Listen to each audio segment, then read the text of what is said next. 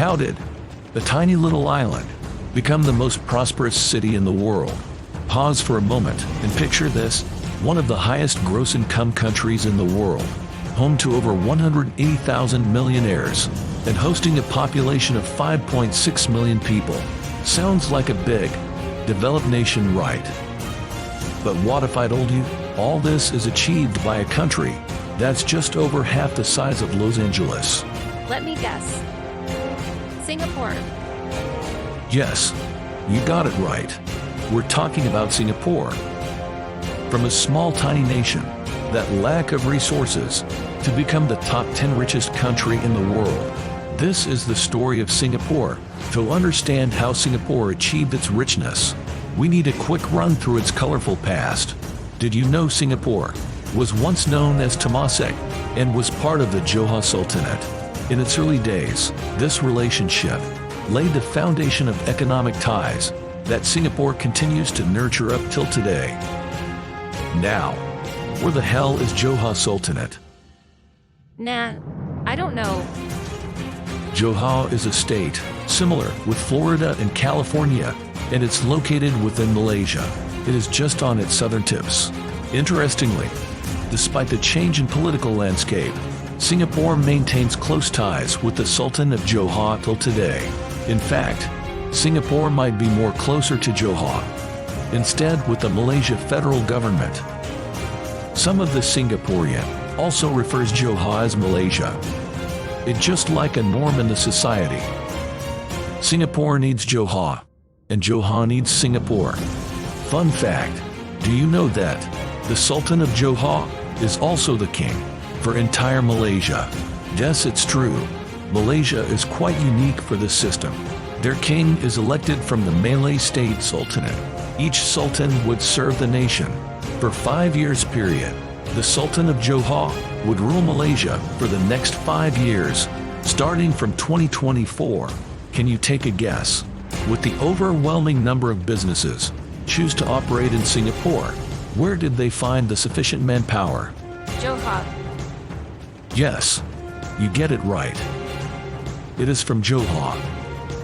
That's what make the border between Singapore and Malaysia been rated among the topmost cross-border in the world.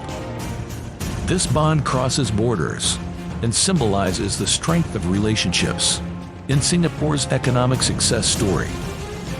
Let's take a moment to introduce the visionary who steered Singapore's economic revolution, none other than the first Prime Minister, Lee Kuan Yew. Lee Kuan Yew's vision included transforming Singapore into a bustling metropolis and a global hub for commerce, finance, and transport. One of his first moves, making English and Malay as Singapore's national languages.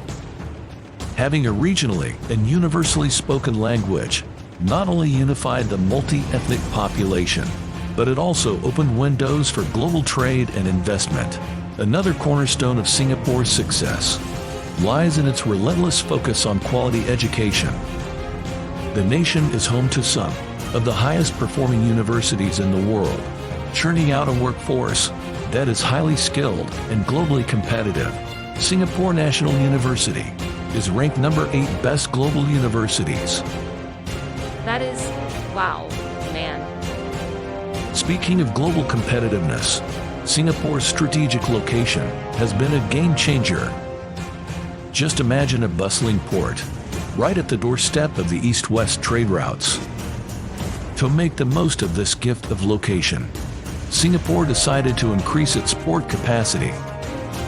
This move triggered and had cemented Singapore as one of the world's busiest trading hubs, attracting a flurry of global investors. But Singapore didn't stop there. It shaped its economic policies to facilitate, you guessed it right, the famous free trade policy. Thanks to Singapore MDI, Ministry of Trade and Industry, which is responsible for the formulation and implementation of policies related to the development of business, trade and industry in Singapore. MTI oversees the promotion of economic growth and creation of good jobs to enable Singaporeans to improve their lives, together with its statutory boards. I works to ensure that Singapore's economy remains competitive to attract investments and nurture a deeper base of global Singapore enterprises. They had implemented it even before the U.S. introduced the debatable, Comprehensive and Progressive Agreement for Trans-Pacific Partnership, or known as CPTPP. The city-state adopted low business tariffs, attracting even more international trade and investment. Imagine this: in Singapore, you can open a business in just 3 hours. Are you crazy? Yes, 3 hours. This simplified process has made Singapore a magnet for entrepreneurs from across the globe. Absolute zero. That's the level of tolerance Singapore has for corruption. Based on business executives surveyed in the World Economic Forum's 2014 to 2015 Global Competitiveness Report, reported that they had no problems at all doing business in Singapore. With its strict anti-corruption laws, Singapore ranked as one of the least corrupt nations in the world. Specifically, ranked 5th in 2023 Corruption Perception Index. Even majority of the European countries can beat, less far from breaking, that remarkable high standard. Singapore has become the benchmark, not only to Asia Pacific, but to the rest of the world on good governance ethics. How about the strength of its dollars? Wait. Singapore dollars. Yes. Singapore currency is Singapore dollar, or in short, they called it as GD. One key move was Singapore's pact with Brunei for a stronger dollar. This joint effort maintained the currency's stability and further boosted its economic standing.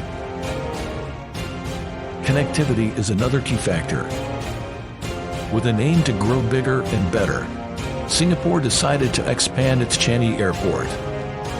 This move increased its global connectivity tenfold and created endless opportunities for trade and tourism.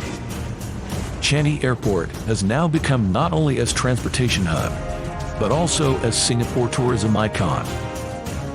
Where on earth that you can find people likes to take selfie in an airport. Even myself would not want to miss to take my selfie inside their airport garden. It is truly breathtaking. By the way, have you been to their airport? I promise you, you will not find an airport like this one. No, but I will gladly to one day. Singapore has indeed transformed into one of the world's most prosperous nations. However, every success story comes with its own set of challenges. Today, there's a growing economic divide in Singapore. The gap between the middle income and high income has soared, leading to an imbalance in society. As a result, some Singaporeans are migrating to neighboring countries in search of a more affordable cost of living. Currently, the challenge lies in striking a balance between continued financial growth and a harmonious society. The world challenges with inflation and souring gas price did not left Singapore with an exception. To make it worse, the government did not subsidize it, as per what had been done by Malaysia, its neighboring country. The huge gap in gas prices between Singapore and Malaysia is too much like the sky and the earth. This is despite the fact that Singapore is one of the oil refiner in the world. Only time will tell how Singapore navigates these troubled waters. Let us pray for Singapore to successfully overcome these challenges. The good thing is that, based on the World Happiest Report, Singapore was ranked #1 in Southeast Asia. Thus I do believe that they will manage to overcome this small obstacle. Remember this lesson from Singapore: you don't have to be a giant nation to have a giant impact on the world. Where there's a vision, relentless efforts, and a focused strategy, prosperity is possible. Subscribe and turn on notifications so you don't miss more videos like this and much more. Check out this playlist of my top videos and I'll see you in the next video. Take care.